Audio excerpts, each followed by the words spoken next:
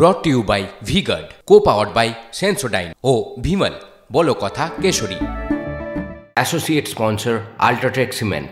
সবকিছু ঠিকঠাক থাকলে এই উইকেন্ডেই তৃতীয়বারের জন্য প্রধানমন্ত্রী হিসাবে শপথ নিতে চলেছেন নরেন্দ্র মোদী। তার আগে মন্ত্রিত্বে ভাগ বাটোয়ারা নিয়ে চলছে আলোচনা। সূত্রের খবর, শরিকদের তরফে নামি দামি মন্ত্রক চেয়ে তদবির করা হচ্ছে। এই অবস্থায় বাংলার ভাগ্যে কতটা শিখে ছেড়ে সেটাই দেখার। তৃতীয় দফায় নরেন্দ্র মোদীর সরকার গড়ার দোরগোড়ায়, কিন্তু এবার নরেন্দ্র মোদীর শরিক নির্ভরতা অনেক বেশি। এবং শুধু নির্ভরতা বেশি তাই নয়, শরিকরা নানা রকম বায়না করছেন। এটাই এনডিএ শিবিরের অন্দরের খবর। সূত্রের খবর, এনডিএর দুই গুরুত্বপূর্ণ শরিক দলের প্রধান নীতিশ কুমার ও চন্দ্রবাবু নাইডু একাধিক পূর্ণমন্ত্রী দাবি করেছেন। বিধানসভায় জয়ের পাশাপাশি লোকসভায় 16টি আসন পেয়েছে চন্দ্রবাবু নাইডুর দল। তার জেরে চন্দ্রবাবু 3 ওজনদার পূর্ণমন্ত্রী ও 2 প্রতিমন্ত্রী এবং স্পিকার পদ চেয়েছেন বলে সূত্রের খবর। সঙ্গে অন্ধ্রপ্রদেশের জন্য স্পেশাল ক্যাটাগরি স্ট্যাটাস চেয়েছেন। তেমনি জেডিইউ 12টি আসনের দৌলতে 4 পূর্ণমন্ত্রী ও 1টি প্রতিমন্ত্রীর পদ চেয়েছে বলে শোনা যাচ্ছে। সূত্রের খবর, নীতিশের তদবিরের তালিকায় রয়েছে রেল, গ্রামোন্নয়ন, জলসম্পদের মতো মন্ত্রক। তার সঙ্গে তিনিও নাকি রাজ্যের জন্য বিশেষ প্যাকেজের দাবি করেছেন। এছাড়াও শোনা যাচ্ছে ছোট দলগুলির মধ্যে চিরাগ পাসওয়ানের এলজেপি একটি পূর্ণ ও একটি প্রতিমন্ত্রীর পদ চেয়ে বসে আছেন। মহারাষ্ট্রে 7টি আসন পেয়েছে একনাথ শিন্ডের শিবসেনা। তাদের তরফেও একজন পূর্ণ ও একজন প্রতিমন্ত্রীর পদ চাওয়া হয়েছে বলে খবর। মন্ত্রিত্ব পেতে চায় আরএলডি, জেডিএস এর মতো দলও। রাজনৈতিক বিশ্লেষকদের মতে ঝোপ বুঝে কোপ মারতে চাইছে এনডিএ শরিকরা। ফলে সব দিক সামাল দিতে গিয়ে এবার কিন্তু বিজেপি তার নিজের দলের কজনকে মন্ত্রী করতে পারবে তা নিয়ে অনেক সংশয় তৈরি হয়েছে। এই টানাটানির বাজারে কোপ পড়তে পারে বাংলায়। 2019-এ এ রাজ্যে 18টি আসন পেয়েছিল বিজেপি। সেবার বাংলা থেকে 4 জনকে মন্ত্রী করেছিলেন নরেন্দ্র মোদী, অমিত শাহরা।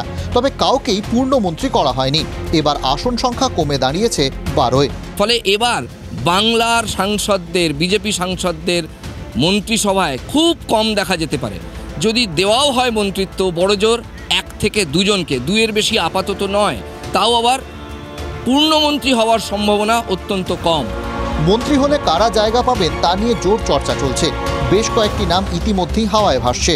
যেমন মতুয়া ভোট ব্যাংকের কথা মাথায় রেখে এবারও শান্তনু ঠাকুরকে মন্ত্রী করা হতে পারে বলে জল্পনা। উত্তরবঙ্গের দিক থেকে জোরালো নাম আলিপুরদুয়ারের মনোজ টিগ্গার।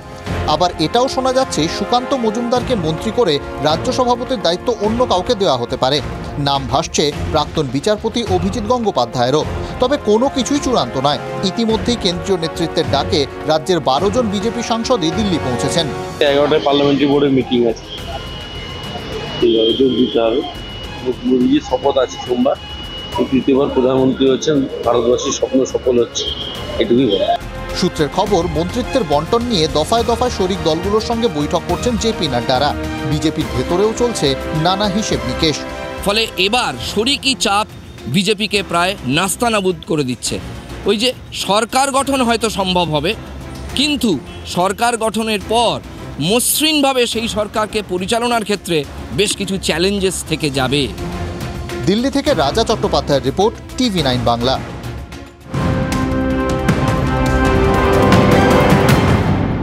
নজর রাখবো এই মুহূর্তের আরো একটি গুরুত্বপূর্ণ খবরে। জোট সরকারের দাবি আদায় নরম হওয়ার লক্ষণ নেই নীতিশ কুমারের। আজ জেডিইউর সংসদীয় দলের বৈঠক। ভবিষ্যতের রণকৌশল নিয়ে আলোচনা হওয়ার সম্ভাবনা বৈঠকে। আজ দিল্লিতে এনডিএ স্ট্র্যাটেজি বৈঠক। সকাল 11টায় বৈঠকে বসছে বিজেপির সংসদীয় কমিটি। দলের সব জয়ী প্রার্থী এবং বিজেপি শাসিত রাজ্যের মুখ্যমন্ত্রীরা থাকছেন বৈঠকে।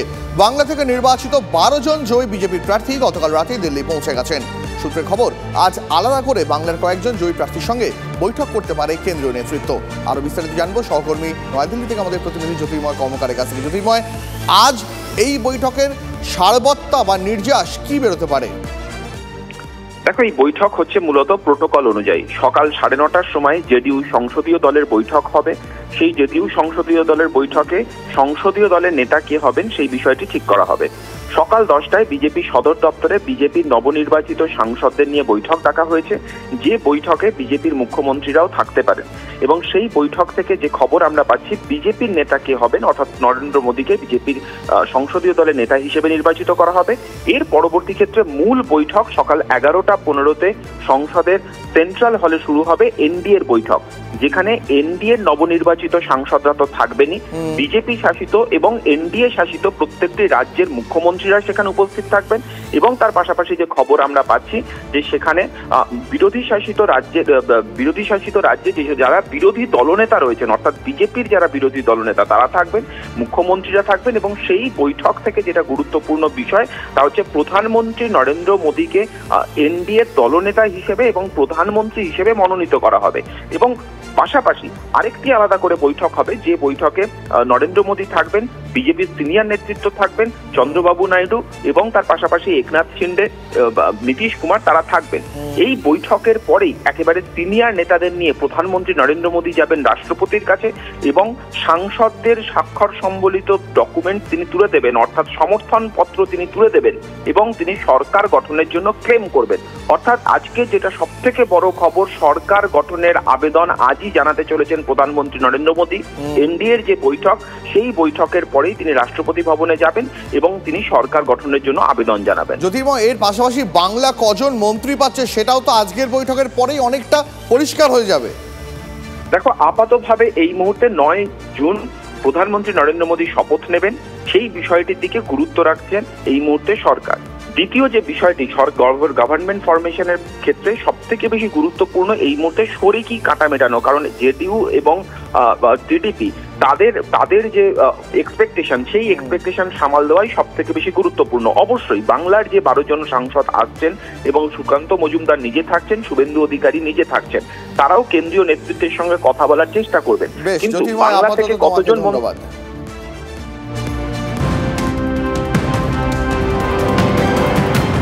নজর রাখবো এই মুহূর্তের আরো একটি আপডেটে। মহারাষ্ট্রে কি ফের পালা বদলের ইঙ্গিত?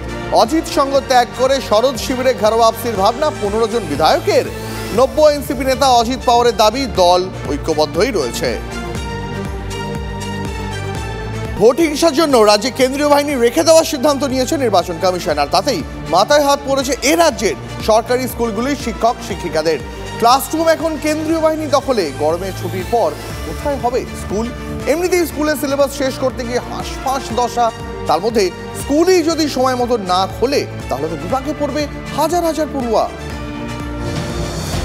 ভোট পরবর্তী হিংসা রুখতে এবং আইন শৃঙ্খলা পরিস্থিতি নিয়ন্ত্রণে রাখতে রাজ্যে কেন্দ্রীয় বাহিনী রাখার সিদ্ধান্ত নেয় নির্বাচন কমিশন।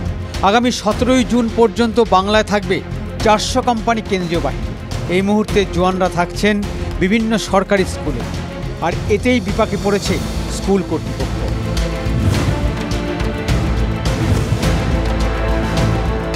গরমের ছুটির পর আগামী সোমবার রাজ্যে সরকারি স্কুলগুলি খুলছে, কিন্তু অনেক স্কুলের ক্লাসরুম তো এখন কেন্দ্রীয় বাহিনীর দখলে। তাহলে পড়ুয়ারা ক্লাস করবে কোথায়?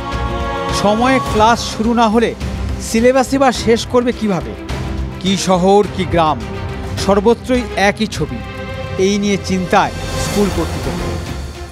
সরকারের আরও অনেক প্রতিষ্ঠান আছে যেগুলি ফাঁকা পড়ে আছে, সে জায়গাগুলো যদি এই সেন্ট্রাল ফোর্সগুলোকে রাখার ব্যবস্থা করেন এবং স্কুলগুলোকে ছেড়ে দেন, তাহলে মনে হয় ছাত্রদের পক্ষে অনেকটা উপকার হয়। চেষ্টা আছে, আমাদের মাস্টারমশাইরাও দরদ দিয়ে এটা ভাবছেন, সবাই ভাবছেন, শিক্ষাবিদরাও ভাবছেন, মাস্টারমশাইরাও ভাবছেন, কাউন্সিলও ভাবছে কী করে কতদূর কী করা যায়, সেটা আমাদের চেষ্টা থাকবে আর কি।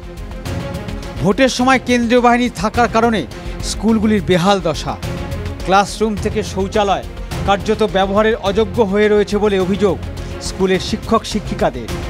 এই পরিস্থিতিতে কিভাবে গরমের ছুটির পর পঠন পাঠন শুরু হবে তা নিয়েও ঘোর সংশয়ে শিক্ষক শিক্ষিকারা। স্কুল খুললেই পরীক্ষা, সেগুলিই বা কীভাবে নেওয়া হবে তা নিয়ে চিন্তিত পড়ুয়া থেকে অভিভাবকরা। Bureau report, TV9 Bangla. Brought to you by Vguard, co-powered by Sensodyne ও ভিমল বলো কথা Keshari. Associate sponsor UltraTech cement.